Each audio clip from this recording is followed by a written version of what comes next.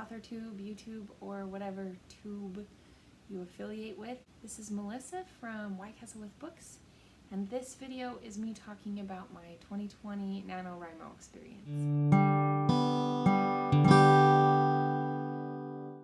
So my first experience with Nanowrimo was 3 years ago in 2017, and I was traveling on the road. We were living in a little town in North Dakota, and it was the dead of winter, and we were in a trailer, and I was like, I'm gonna do this. I'm gonna do Nanowrimo.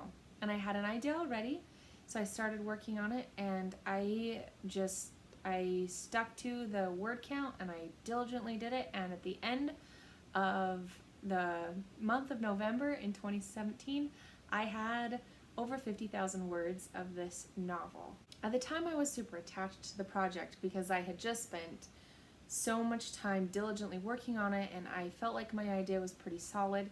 But when I started submitting this project to a writing group, I realized that I had completely failed in writing this novel, and that it was all over the place, and it was a total wreck.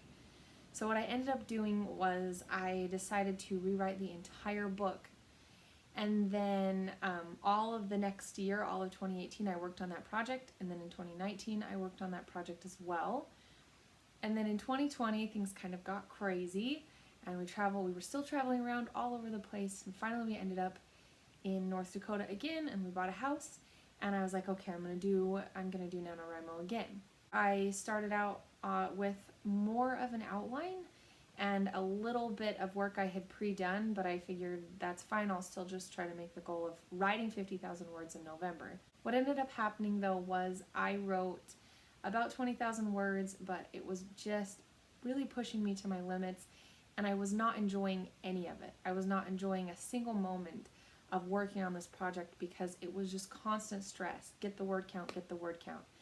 And when you have young children, and I'm homeschooling them as well, along with my husband still travels a lot, so I'm still home alone with the kids most of the time.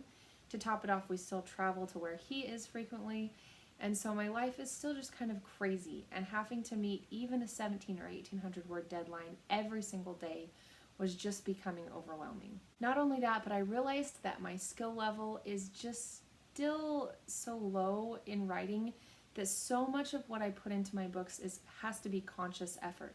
I have to consciously think to myself, am I writing this character's flaw? Am I getting plot points in as well as world building without making it too info dumpy, and all of these things that I have to consciously think about? Whereas a more experienced author might be able to sit down and write 17 or 1800 words without having to keep reminding themselves of what they're supposed to be getting into each scene. So for me, I've just decided that for now, for the skill level that I am at, and for the other things I'm doing in my life, NaNoWriMo is just not a good fit. I would definitely like to get to the point where eventually where I am able to write 2,000 words a day without it being a huge stress.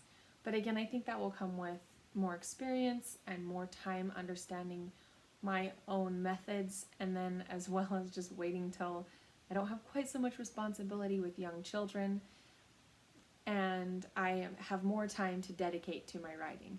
Overall though, I think NaNoWriMo is a really neat idea, and I love that there's a community of people that care so much about getting their stories on paper.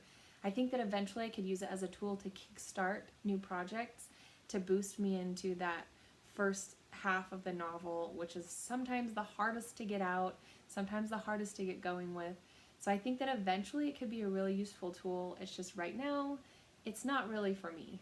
That all being said, I have a lot of writing goals for this coming year, 2021, and I will be posting a video eventually on that and kind of my bullet journal for writing. And I am super excited about all the things I'm learning with writing right now, and joining the community again on YouTube and BookTube and AuthorTube, so that we can build each other up and we can learn from each other and continue to grow as authors. I would definitely love to hear your experience with NaNoWriMo. Did you write NaNoWriMo in 2020? And how did it go for you? Have you done it in the past? Any and all of those questions, I would love to hear your answers in the comments below. If you enjoyed this video, please give it a like and subscribe, and I'll see you in my next video.